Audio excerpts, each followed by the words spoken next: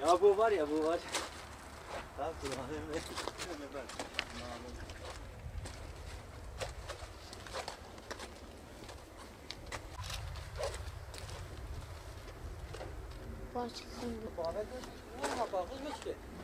يعني بيد خد تفر هناك طابلة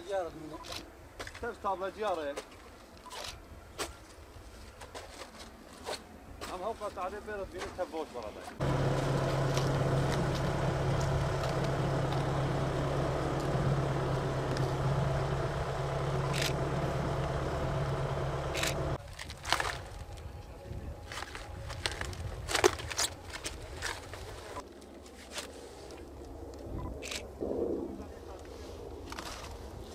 Altıncı ayın 15'inde ekiyoruz.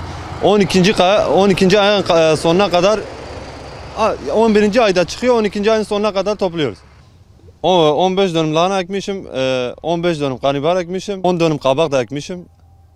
Verimler iyidir, fiyatlar düşük. Hala mesela getiriyoruz. Talanın içinde 800 liraya satsak hala getiriyoruz 900 lira. Mesela tablacılar gelip alıyor. Mesela pazarcılar gelip alıyor. Marketçiler alıyor. Onlar gelip alıyor, halden 1 milyona alsa direkt gidip 2 milyona satıyor. Yani fiyatlar düşük. Komisyoncular bu fiyatların üstünde biraz durması lazım. Komisyoncular yani zaten komisyonlarıyla çalışıyorlar. %11 bizden kesiliyor. 1 milyarın başında 110 milyon bizden kesiliyor. Nakliyesi var, işçisi var, cartı var, curtu var. Masrafı çok var. Fidesidir, gübresidir, tarlanın kirasıdır. Yani masrafı çoktur. Şu anda sarma topluyoruz. Sarma ekmişiz. 7-15'te ekmişiz. Şimdi topluyoruz. 12. aya doğru bitiririz ancak. Fiyatlarımız çok düşük. Tablacılar bizden 2 kat daha fazla kazanıyorlar. Yani ektiğimizden biçime kadar fiyat farkı çok oluyor. Emeğimiz, masrafımız hepsi bir kenara bırak bizden daha çok kazanıyorlar onlar. Bunun için